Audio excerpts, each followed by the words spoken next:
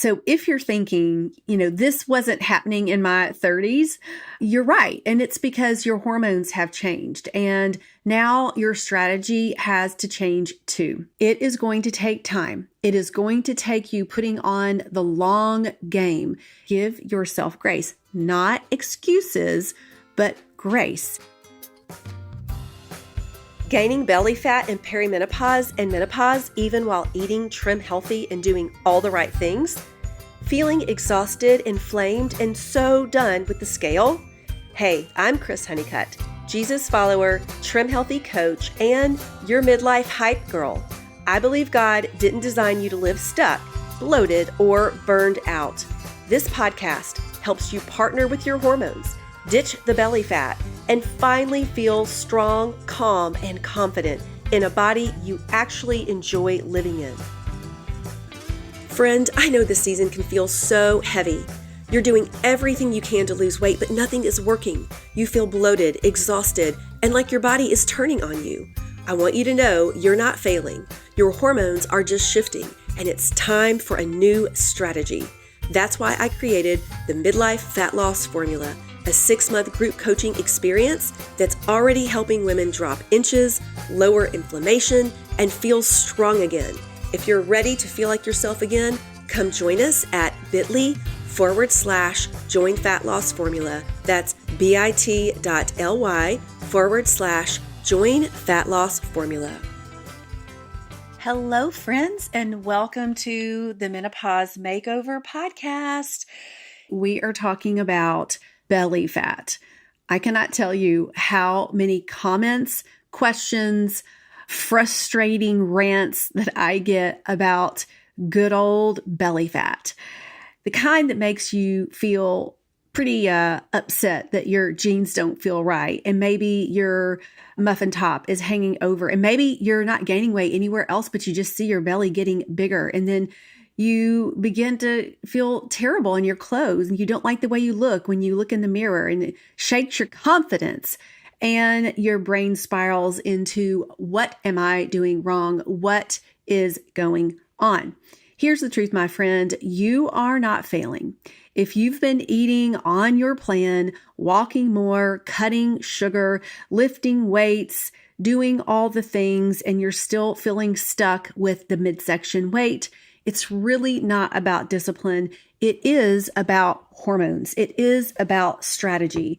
And I too started in my perimenopausal years with this very thing. And I'm so glad that I was able to get ahead of it. And I'm so blessed and I'm so happy that I did the work. And I want to help you do the work too, even if you are past where you want to be. It is not too late. What I'm going to tell you is this. It is going to take time. It is going to take you putting on the long game. It is going to take consistency, not perfection. And it's going to take some strategy. And that is what I want to teach you today, some strategy. But first, I want to help you understand what is actually going on. And let's get clear. What happens in perimenopause and menopause is the decline of hormones, and particularly estrogen, which sets off a cascade of things that are going on in our body. We can't just say, oh, we are declining in estrogen, so therefore we're getting belly fat, or our metabolism is slowing down, therefore we're getting belly fat. Those things, while those are truthful statements, there's so much behind the scenes that's going on metabolically, and those hormones affect our metabolism. So I want to make it simple and clear, and then I want to give you some steps that you can start doing today that will help you reduce your belly fat. And I do want to say this. One thing I've learned as a personal trainer and a menopause fitness specialist, and even just my own life and all the coaching that I've done, fat loss is not linear. It's not even. It's not linear. It's very different for men than it is for women. And I will tell you this, we usually start losing our fat in our muscles first, then visceral fat, which is that dangerous fat around our organs, which we definitely want to lose. And then guess what? subcutaneous. That means under our skin. So the good news is sometimes you are losing fat, you are shrinking, but your belly might not be shrinking yet. Other parts of you that you maybe can't see begin to shrink. And so I don't love just using the scale. And as a matter of fact, if you are weight training, which is key to belly fat loss, and if you are eating adequate protein, the scale may not change a lot. Our body composition is what we want to change. The scale, you can be skinny fat. The scale can read 135 and you can be fat, full of fat. That's not what we want. We don't want to be the skinny fat. The scale is not the best way of measuring, although you can use it. I like using a smart scale. I use one. I suggest getting a DEXA scan once a year after the age of 40, and that's going to tell you all kinds of things about your bone, about your fat. You want to be reducing not just belly fat, but overall fat. And sadly, this is just kind of a hard truth. A lot of times the belly fat is the last thing that goes, but don't give up. Do not give up. Stay in it. You can recomp your body. The body is amazing if you give it the right materials and you're doing the right things, which is what I'm going to be teaching about today. You are going to see a transformation over time. Don't just think 6 months. Don't just think 1 year. Think several years, especially if it's taken you a while to get where you are now. It is not an overnight or a 6-month or a 9-month thing. When we were younger, you could do some pretty extreme things and see some pretty extreme results. Today in midlife and menopause, hormones, no, it doesn't work that way. So don't let yourself get frustrated or discouraged. Those are the two things I want you to really work on. I work on that with my mindset tools because frustration and discouragement are the little foxes that come in and spoil the vine. You end up giving up. You end up miserable. You end up hating your body. And that is not what God has called you to. He has created you good. He said you're good. And He wants you to prosper, to be in health, even as your soul prospers. Our soul does not need to stay in that discouraged and frustrated place. So we need to start thinking differently, and we need to take some action consistently. And I want to help you do that. So let's start by talking about really what happens. And that is when estrogen declines. Estrogen is in charge of a lot of amazing things. We have estrogen receptors all over our body, our brain, our gut, everywhere. And when estrogen declines, our fat distribution changes because estrogen tells fat where to go, which is usually in the more womanly places and not necessarily the abdomen, but sometimes that, depending on what type of body type you have.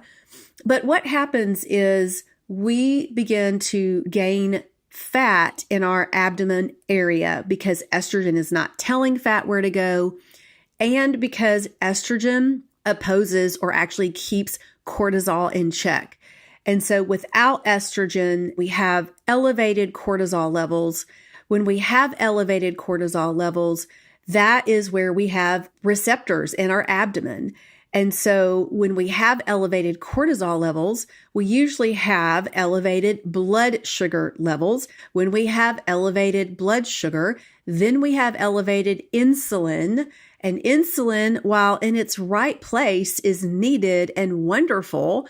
But when it's constantly in our system trying to get the excess blood sugar out, it is a fat storage hormone. And so it drives the excess fat or glucose or sugar that's in our cells to our abdomen and not to those other places.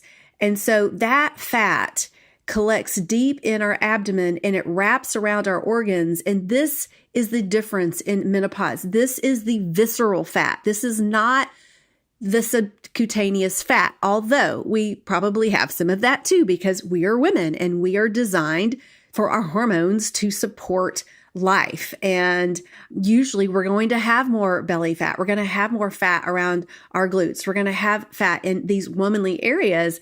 However, we start having an excess of fat for several different reasons. And so this visceral fat is not just a frustration when you look in the mirror, but it wraps around our organs. It actually sets us up for disease. Actually, it is not a good thing for us to have that visceral fat. It increases our risk of heart disease and other diseases. So I want to call this more of a metabolic issue. This isn't just necessarily, I've just, put on some fat here. This is a metabolic issue that's going on, which means that it really messes with our hormones and it feeds inflammation. And that is what keeps your body in a constant state of fat storage, is that inflammation. So your inflammation markers, your CRP, can be great, but you can still have, if you have visceral fat going on,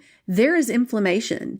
And that is a fat storage state that you're in when we have that visceral fat. So what we want to do is we want to prevent, and we also want to get rid of that visceral fat. So if you're thinking, this wasn't happening in my 30s, you're right. And it's because your hormones have changed. And now your strategy has to change too. So let's walk through what is going on underneath the surface. Because when you know better, you stop beating yourself up and you start building a plan.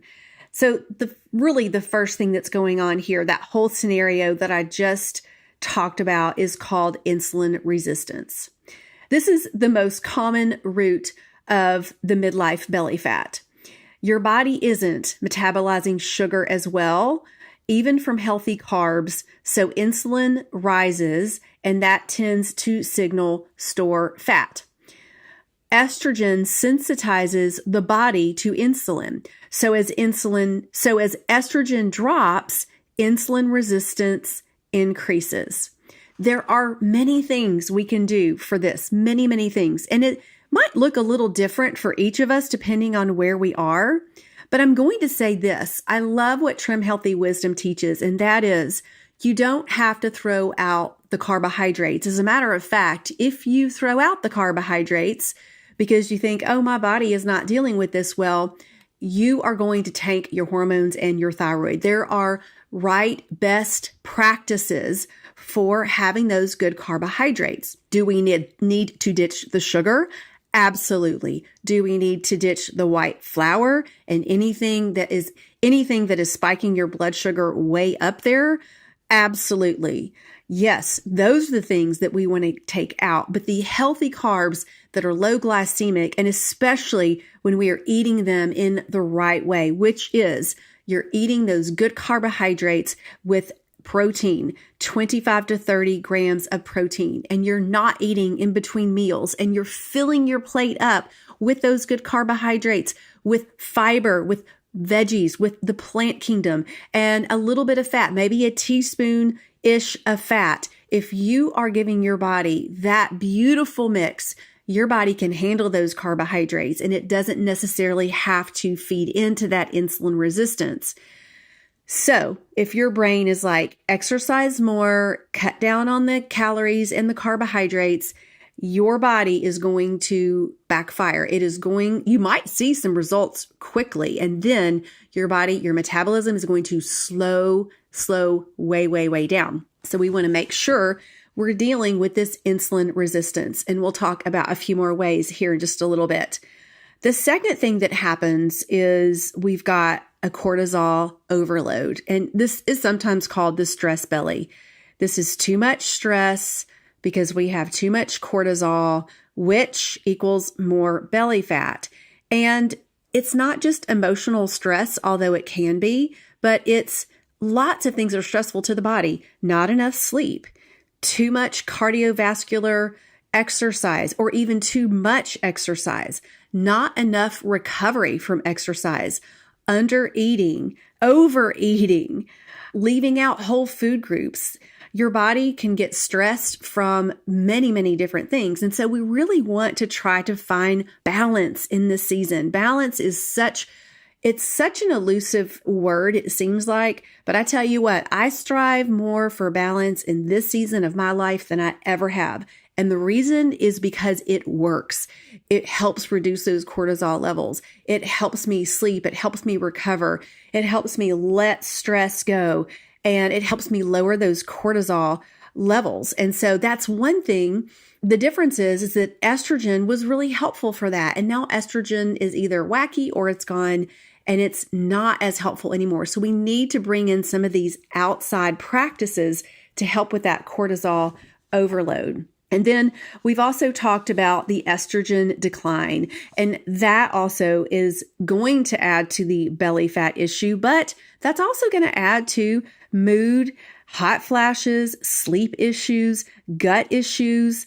These estrogen related symptoms are because our estrogen, like I said, is either fluctuating or it's declining. Another thing that's the cause of belly fat would be our thyroid and it being sluggish plus muscle loss. I will say that thyroid sluggishness, I see this a lot. And first of all, because our hormones are declining, it impacts our thyroid. So if you've never even had thyroid issues, you could have a sluggish thyroid because you don't have estrogen or because you're not eating enough good carbohydrates. And your thyroid will slow down. And your thyroid is your metabolism. You've heard me say this a lot of times. It's your battery. You want to get a full panel thyroid test, not just your TSH, but you want to get TSH, T3, T4, reverse T3, antibodies. You want to see what is going on. That T4 hormone, that's going to be your energy. That's going to be your rev. And when that thyroid is sluggish, we need to support that. And then here's the kicker. One of the biggest reasons for the belly fat is after 40, we start losing muscle 2 to 8% each decade. And it can be crazy fast depending on your lifestyle. And it's the muscle loss. Muscle is your metabolic currency. It is your metabolism. It is your everything. If you want more of anything, you want more muscle. You want more mitochondrial function, ATP for sure. That's energy. You want, of course, more of your body working together at its highest. But your muscle acts like a sponge and it is going to help with that insulin resistance. It is the number 2 thing that's going to help with insulin resistance. Actually, there's a handful of things and we already talked about it. We're going to give you a few more things, but building muscle and having adequate protein. And if you can do estrogen and hormone replacement therapy can get you there faster. Not everybody can do the hormone replacement therapy, but it is and can be a game changer along with those other things. Really, the muscle loss is key. When you lose muscle, you lose your metabolism and you slow everything down. And if you are not balancing your blood sugar, you are causing insulin resistance and that insulin is not working and you are storing fat, and you are more fat than muscle. And that is not just a good thing for your waistline and for the scale and for the mirror or how you fit in your clothes, but for your health. So what can we do? What can we do about all of this? The good news is that you can do something about it, but this is going to take time. This is not an overnight magic pill. This is not even for 6 weeks, not even for maybe even for a year. Think of this as this is my life going forward. This is my lifestyle. This is what I need to live long and reduce the belly fat, reduce the overall fat, feel good. I want to talk to the woman who's wondering if it's just too late. If you've been thinking, well, I guess this is just how it's going to be from now on. Maybe I'll never feel strong or lean again. I want to speak directly to you. It is not too late, my friend. Your body is not broken. You just need a plan that works with your hormones, your metabolism, and your real life. That's why I built the Midlife Fat Loss Formula. It is my 6-month group coaching program where we walk step by step through the exact things your body needs to shift back in to fat burning mode. You'll learn how to eat in a way that fuels you, how to move in a way that actually works, and how to create sustainable habits that last beyond the 6 months. It's not about perfection. It's about progress that sticks. Women like Michelle and Anita are seeing major shifts, not just on the scale, but in their labs, in their confidence, and even their strength. So if you've been needing that nudge to take the next step, this is it. Come on over to bit.ly/join fat loss formula. That's bit.ly/join fat loss formula. I would love to support you inside. And so one of the first things that we want to do is balance your blood sugar. Doctors would say eat less, exercise more, and they have it wrong, especially in midlife. We want to balance blood sugar. You need to eat. You need calories. Actually, that's stressful. When you don't get enough calories, your body will slow down. Your metabolism will slow down. So we need to be eating our 3 meals a day and maybe a snack in there, depending on what your meal timing is. We need breakfast, lunch, snack, and a dinner. Like I said, depending on when you're going to have your dinner, adequate protein at each meal. At each meal and snack, when I say adequate, that's 25 to 30 grams of quality protein at each meal and snack. It's going to anchor your blood sugar. It is going to help with satisfaction. It is a thermogenic food. It is going to help with hormones. It is going to help with cravings. It is going to help you protect and keep your muscle. It is key. And we do need more as we age because of the muscle loss, number one, and because our gut is usually not as efficient and able to even assimilate all of the protein that we give it.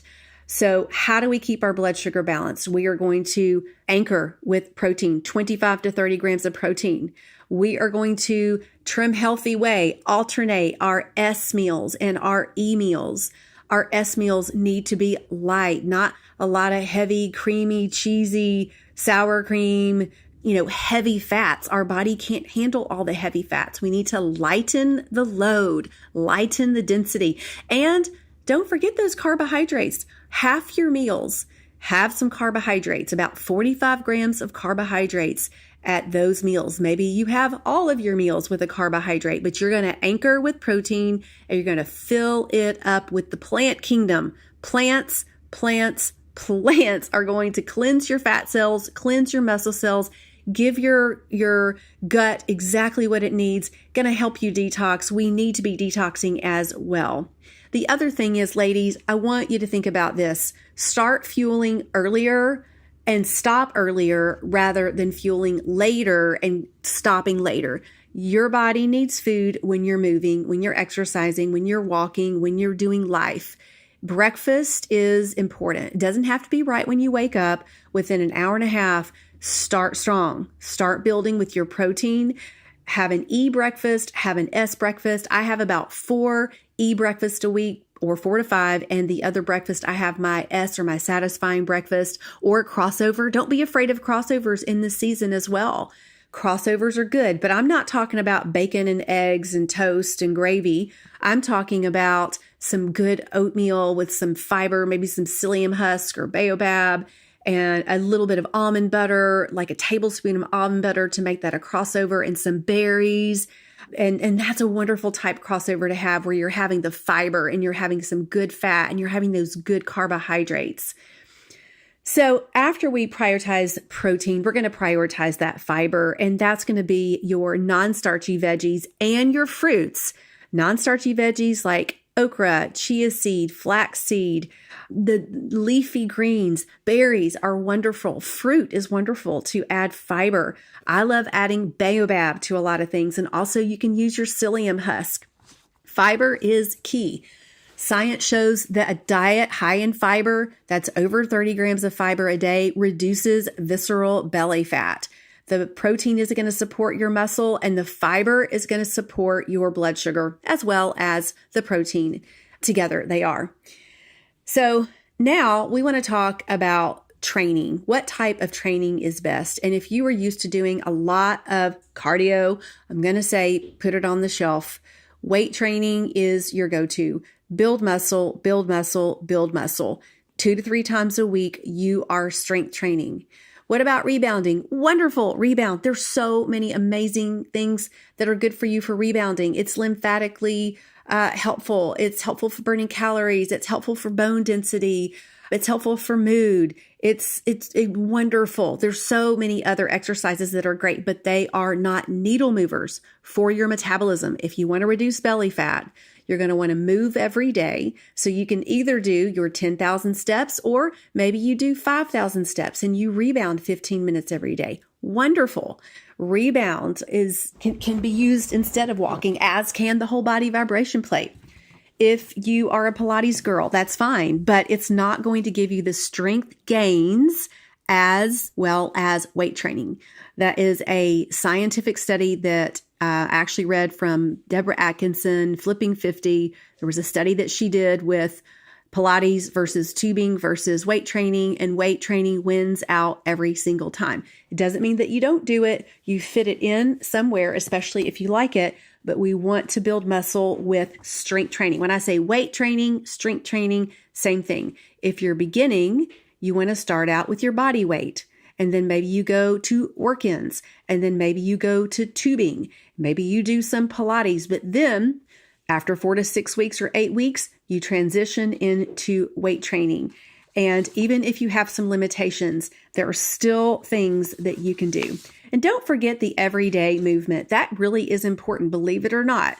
Getting your movement in. I love it for you guys to think about walking after almost every meal. It's such an easy thing to do to reduce insulin resistance. So easy to do. 5 to 10 minute walk, or you could get on a rebounder. That sounds a little bit uncomfortable to me. Or you could just go up and down stairs. Any type of movement after your meal is going to help reduce that insulin. And that is a great hack. Another thing that we want to support would be your gut health and detoxification. If we are not detoxifying, we are retoxing.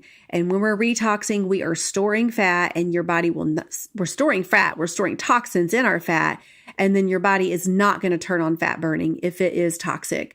So some ways that you can do that would be to add the lemon water daily, to eat your leafy greens, to use the dynamic duo, the Trim Healthy Dynamic Duo. I've been using it every day in my essentials, and I actually am enjoying it a lot better than I ever have. I'm adding mineral salt for hydration in my adrenals. I'm adding a tablespoon of essentials and 2 teaspoons of dynamic duo. And I can say now that I really like it. Fermented foods are key. Your kefir, it is a magic fat burner, especially if it's homemade. Other fermented foods like Bubby's pickles, cultured vegetables, miso, natto, kombucha, all of those are going to be really important for your gut. And also, guess what? Blood sugar regulation. Bitter veggies are also very important for liver health, or you can get something called bitters. I have bitter spray that I spray when I eat, but I also eat bitter food on purpose for my liver. When your liver is working properly, you can actually, a lot of things in your body will work properly, even your thyroid, because your thyroid conversion happens in your liver. So many things happen in your liver. Over 500 things happen in your liver. So we really want to support that liver. So those bitter veggies and even some of liver support like milk thistle and other things like that can help support the liver. Dry brushing, rebounding also can help with detoxification. And we just want to take care of that gut. I love the Trim Healthy, all the Trim Healthy products. I'm using the gut formula. I'm using all of those. And my gut is doing better than it ever has. And I actually just had to get on some antibiotics for a dental procedure, and I didn't skip a beat. I had to take the antibiotics. I'm right back on all of my things. I have a kefir shake every single day. It's either a kefir shake or a kefir pudding, which I love, love, love. I will link the recipe. It's called the FPP, Food Peace Preloader. And or I just throw all of my goodies in my kefir along with my optimized whey protein powder, which is my favorite. And I know that I have gotten some major nutrition for the day. So one thing I want to hit before we hop off here is that mentally, emotionally, when you're thinking about your feeling stuck or the belly fat and you're feeling discouraged, I want you to reframe that. I want you to reframe any of those negative thoughts to something that you can possibly put some faith in, something that you can believe, like, okay, I'm learning a new way to support my body. this is my body right now, and I am on my way. I am working on this. We are going to see results. We are going to get there. I'm going to figure this out. Those are the kind of things that you want to support yourself with so that you can go from shame and frustration to curiosity and grace. Give yourself grace, not excuses, but grace. And it will also allow you to adjust when you need to and make better decisions when you're in the moment going, you know what? I'm nourishing my body, and this is what I need to do to nourish my body. This donut, this Cheez-It, this whatever is not going to do that. As a matter of fact, it's going to backfire. My belly fat is going to even go off the charts if I keep eating this way. It can help govern you. It's not a way to shame you, but it's a way to govern you. And I want you just to remember to keep the hope. God says, "Beloved, I pray that you prosper in all things and be in health, just as your soul prospers." So he didn't design you to stay stuck and feel defeated by your body. He designed you to heal. Get in agreement with it. Decree and declare that over yourself. And then you don't have to do it alone, friend. Did you know that I have a free community of women in midlife just like you? Busy women who are working hard to lose weight with the Trim Healthy plan, but feel hijacked by hormones and unexplained weight gain.